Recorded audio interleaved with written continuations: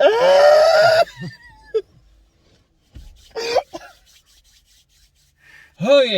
All right. What's going on, everyone? I'm Heath. And I'm Jay. And we just got done watching the Advent calendar. We were lucky enough to get screeners, so we saw it. Before everyone else. Woo. Oh God.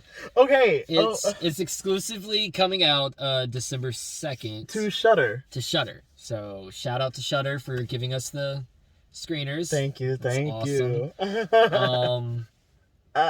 There's a this movie. So there's a lot that I could get into, but okay. So this is one of those movies where almost everything you can consider a spoiler probably is a spoiler. It's a very hard movie not to spoil.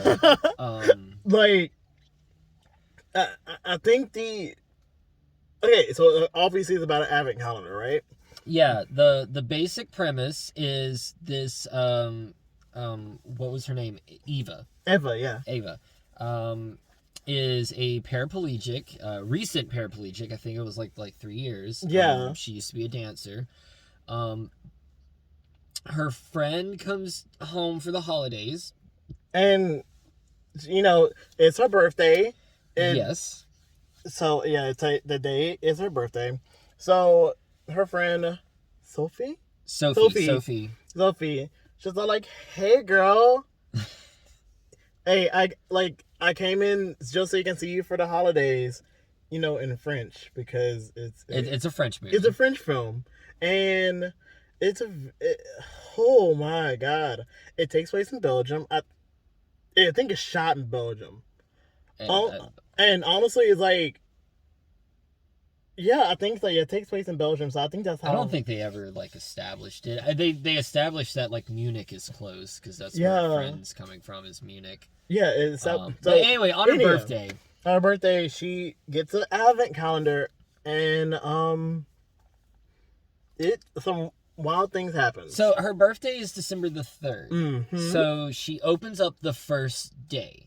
So I was like, yeah. And there's a piece of candy in it. Well, unwrap the candy, and it's in German. It says to follow the rules, or else you die. Yes. Or specifically, I'll kill you. Yeah, I'll kill you. Yeah. And then she eats the second piece of candy, and that one's eat all the candy. If you eat one, you have to eat all of them, or else you die.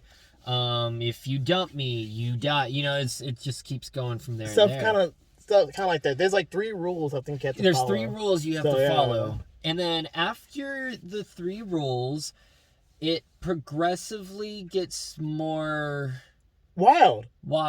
Yeah. So, yeah, things get very wild very fast. And honestly, the pacing of the movie, in a non-spoiler way, the pacing starts out relatively slow. Very slow at first. But you can pinpoint the moment where it starts to speed up. The pacing starts to speed up very, very quickly. And all of a sudden, it's you're going at almost a breakneck pace. And it's wild, if you want to say it. If one word can describe this film, it's wild. Acid trip. 2 words. Mm-hmm. This movie's like an acid trip. If you've ever played Far Cry and the drug sequences in Far Cry, that's what I would relate this movie to.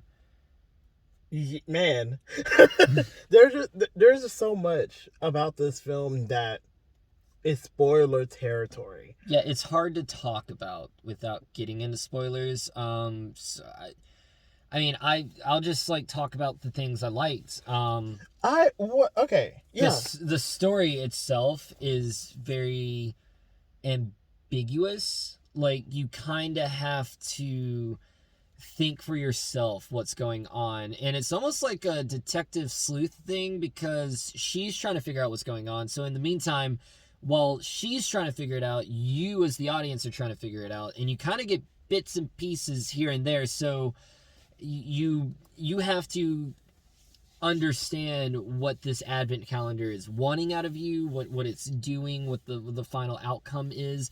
And it's not until the very end of the movie that you fully grasp what the calendar's effects are. I think that's what I like about it, though. It's because it's like it gives you information at the same pace as everyone else. Yeah, as a protagonist. So like we're basically following the mystery along with Ava. And I think that's one of my favorite pieces of it is the fact that we're finding out all of this information at the same time. So it's like it's almost like you're kind of along for the ride. Yeah.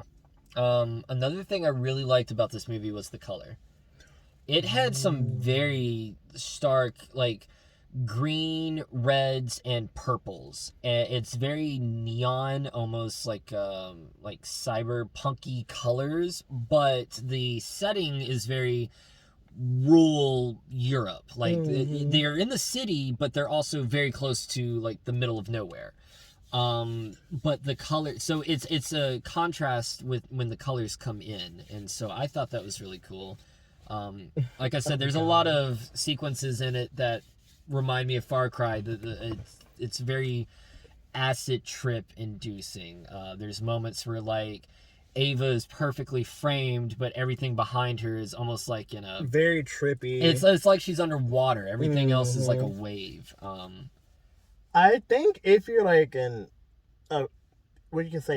artsy film kind of person, I think there'll be a lot to enjoy out of this because visually there's so many striking elements that just sometimes make you want to like, cover your face, but also makes you appreciate the time and effort it takes to make those scenes, because you can tell that everything is intentional. There's no really any, you can say, wasted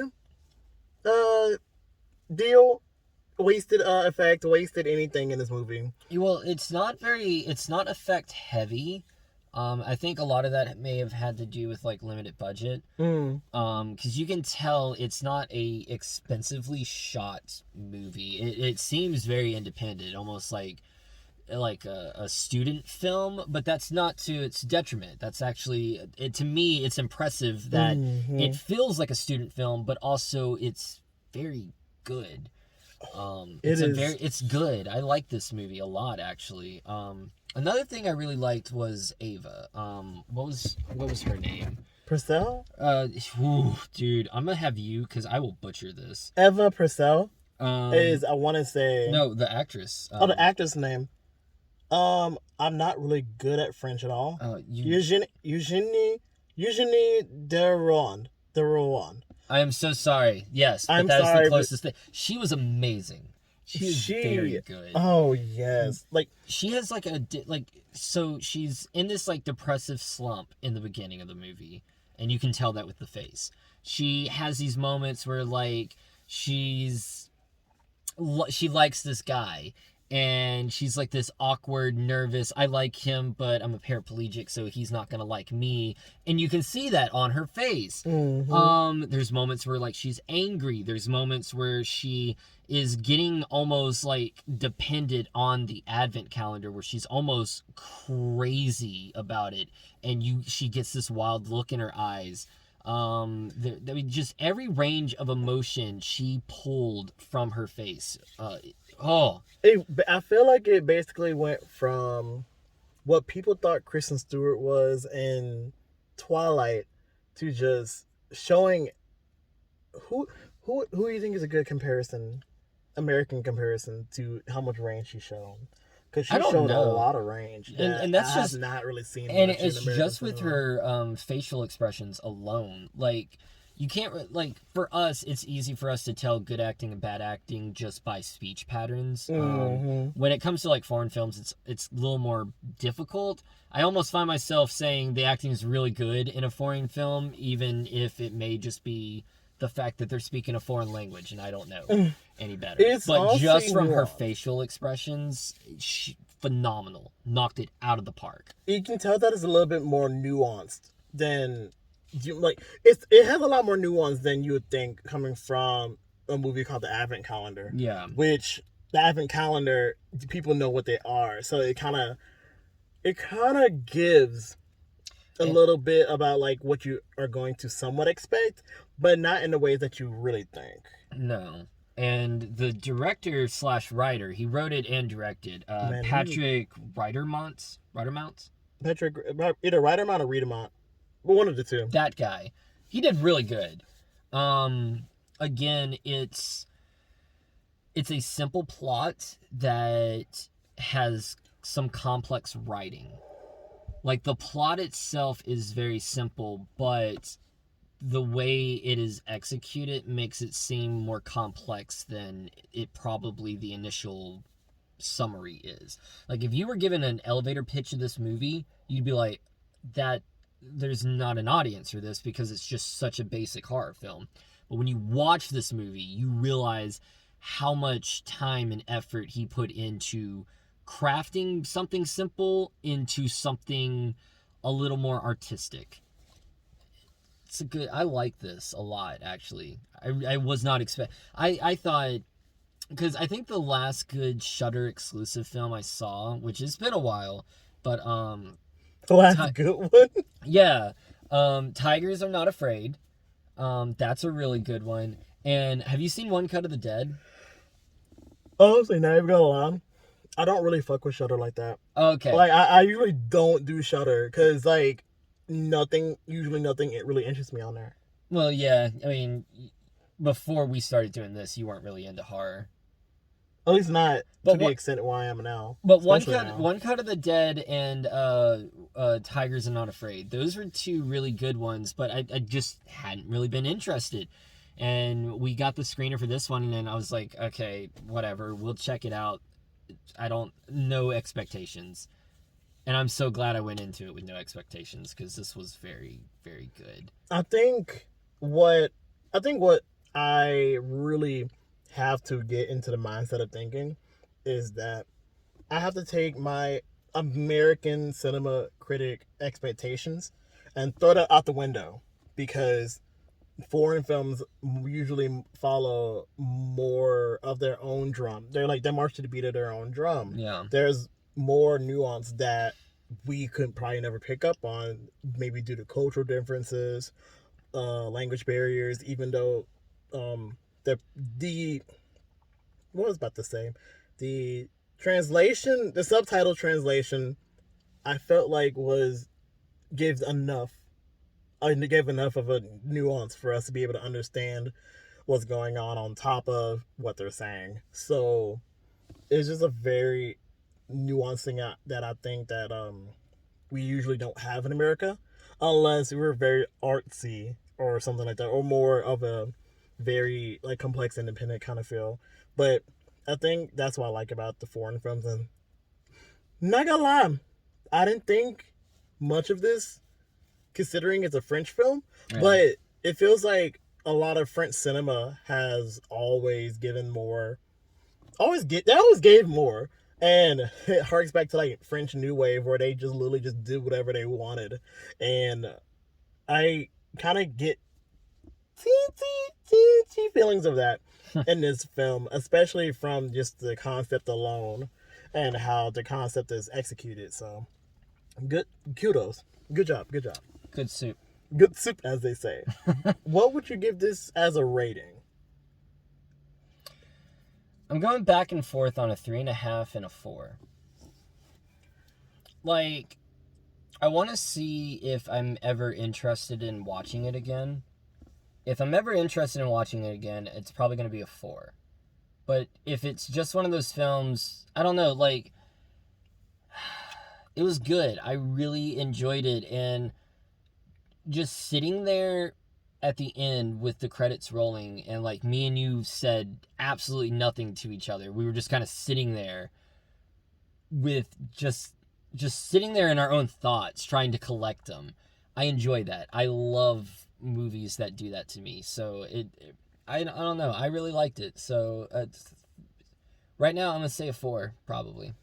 For right now, that's what's coming to my head. I'm gonna say go to solid 3.5 to 4, only for the fact that I feel like some of the characters were there as kind of placeholders.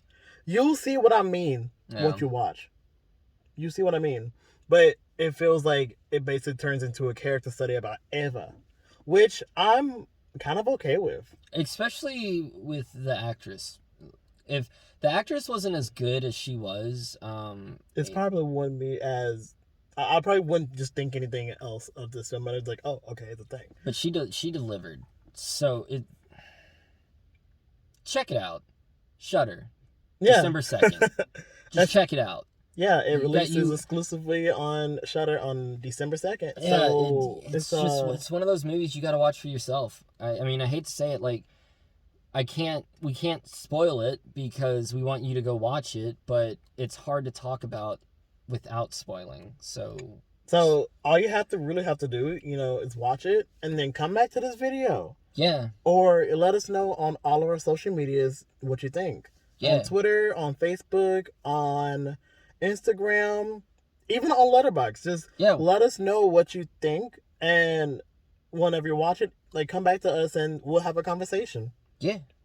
So, until then... I've been Heath. And I've been Jay. And this has been a parking lot review. Of the Advent Calendar. Woo! Woo.